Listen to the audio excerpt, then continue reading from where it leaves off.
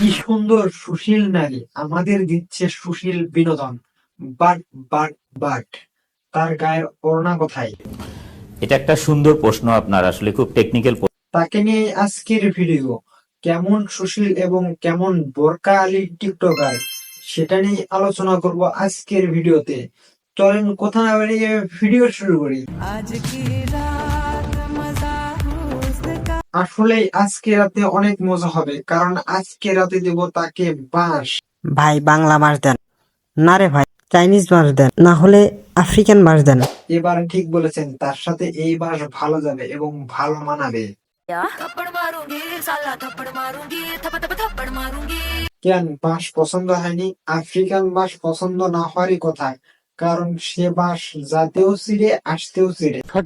मन पे डाला है ताला पिया। এইসব টিকটকারকে দেখে শয়তান বলবে আমি ভুল করে চলে এসেছি আপনাদের মাঝে। আমার ভুল হয়েছে, ক্ষমা করে দেন। माने टिंकू जिया आटी এরকম গুড মার্নি থাকতে শয়তানের কি কোনো প্রয়োজন আছে? না না, তার দরকার কি? যার মনে যত রং বেশি সেভাবে আমার কিছু শয়তান আছে মুখোশধারী হয়, যা চেনা খুবই কঠিন। সে তাদের মতো একজন। কিছুই জানে না কেমিস্ট্রি বায়োলজি কিছুই বোঝে এসব শয়তান নারী আমাদের সমাজ এবং যুব সমাজের জন্য খুবই ক্ষতিকর একটা বস্তু, যা মানুষের চরিত্রে আঘাত করে।